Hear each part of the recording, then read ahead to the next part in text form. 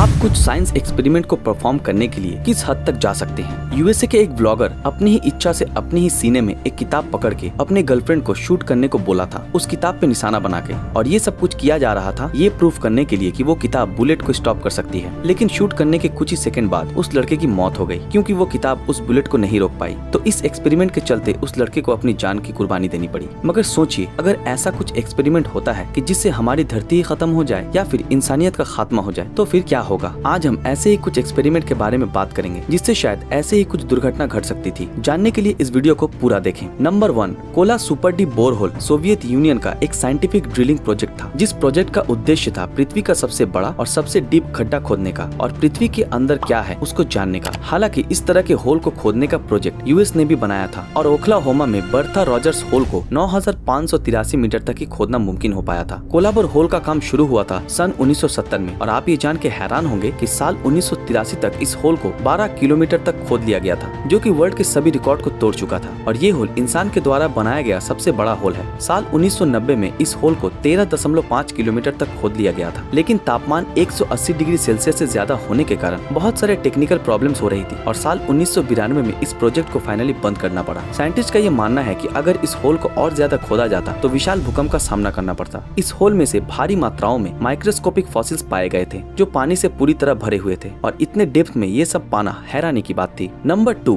The trinity test. Trinity दुनिया का पहला एटॉमिक बॉम्ब था जिसको यूनाइटेड स्टेट्स आर्मी के द्वारा जुलाई 16, 1945 में ठीक सुबह 5:29 पर जोर्नाडो डेल मुएर्तो नाम के एक रेगिस्तान में विस्फोट किया गया था, जो न्यूयॉर्क के सोकोरो से 35 माइल की दूरी पे स्थित है। एडवर्ड टेलर, जिसको the father of hydrogen bomb के नाम से भी जाना जाता है, वो इस प्रोजेक्ट के मेन साइंटिस्ट थे। पर आप शायद ये सुनकर चौंक जाएंगे कि हमारे एटमॉस्फेयर में सबसे ज्यादा नाइट्रोजन गैस है, जिसकी वजह से ये एटॉमिक बॉम्ब इस एलिमेंट के साथ फ्यूज होकर एक चेन रिएक्शन खड़ा कर सकता था और जिसके कारण पूरी दुनिया तबाह हो सकती थी। ये जानने के बावजूद भी यूएस गवर्नमेंट ने साइंटिस्ट एडवर्ड टेलर को ऑर्डर दिया था इस विस्फोट को करने के लिए। ये बॉम्ब विस्फोट होने के समय जो दृश्य था वो बहुत भयंकर था। 20 किलोटन का एक धमाका हुआ जिसके कारण आग आसमान तक पहुंच गई थी और एक विशाल आकार के धुएं का बादल 40,000 किलोमीटर तक फैल गया था। आसपास के इलाकों में तापमान बहुत बढ़ गया था और जिस जगह बॉम्ब फटा उस जगह 2 मीटर चौड़ा और 10 मीटर लंबा एक गड्ढा बन गया था। यहाँ तक कि इसके शॉक वेव्स 150 किलोमीटर तक महसूस किए गए थे। शुक्र इस बात का है कि कोई भी चेन रिएक्शन न होने के कारण ये टेस्ट सक्सेसफुल हुआ था। नंबर 3, SETI, जिसको search for extra terrestrial intelligence के नाम से भी जाना जाता है। ये एक ऐसा रिसर्च टीम है जिनका काम था एलियन लाइफ को जानने और डिस्कवर करने के लिए जो प्रोजेक्ट किया जाता है उन सब प्रोजेक्टों की जानकारी रखना और उससे हैंडल करना। सन 1896 में साइंटिस्ट निकोला टेस्ला ने बताया रेडियो वेव्स को यूज करके एलियन लाइफ को ढूंढा जा सकता है। उसके कुछ सालों बाद उन्होंने मार्स से आते हुए एक रेडियो सिग्नल को डिटेक्ट किया और इसके लिए यूनाइटेड स्टेट्स ने 1924 में 21 अगस्त से 23 अगस्त तक नेशनल रेडियो डे घोषित कर दिया और साथ ही साथ मार्स से आते हुए सारे रेडियो ट्रांसमिशन को सुनने लगे। साइंटिस्टों का मानना था कि अगर कोई एलियन सिविलाइजेशन सच में है तो ये उसे डिस्टर्ब करने जैसा हो जाएगा और अगर वो इस बात से नाराज हो गए और हम पे आक्रमण कर डाले तो हो सकता है कि वो हमसे भी ज्यादा आधुनिक हो और कुछ ही पलों में हमारे साथ साथ हमारे ग्रह को भी नष्ट कर दे या फिर हमें किसी प्रकार के एलियन एक्सपेरिमेंट बना दे। स्टीफन हॉकिंस का भी यही मानना था, क्योंकि पृथ्वी में जब दो सभ्यता मिलती है जिनकी टेक्नोलॉजी में बड़ा अंतर है तो आधुनिक सभ्यता कमजोर सभ्यता को नुकसान जरूर पहुंचाती है। लेकिन इन सब खतरे भी साइंस कम्युनिटी को नहीं रोक पाए ऐसे एक्सपेरिमेंट करने से। जैसे कि आप जानते हैं कि आज भी पूरी कोशिश जारी है स्पेस टेलीस्कोप, इलेक्ट्रोमैग्नेटिक डिटेक्टिव्स और आधुनिक कंप्यूटर के द्वारा एलियन लाइफ को ढूंढने की। उम्मीद है कि हमारी पृथ्वी को भविष्य में इसके कारण कोई नुकसान न पहुंचे। तो आपको क्या लगता है इनमें से कौन सा एक्सपेरिमेंट सबसे खतरनाक था? नीचे कमेंट में जरूर बताएं। अगर आपको ये वीडियो पसंद आया हो तो इस वीडियो को लाइक और ज्यादा से ज्यादा शेयर जरूर करें। अगर आप हमारे इस चैनल पर नए हैं तो हमारे इस चैनल को सब्सक्राइब करके बेल आइकन ऑन कर दें। तो फिर मिलते हैं आपके साथ अगले वीडियो में, तब तक के लिए अलविदा।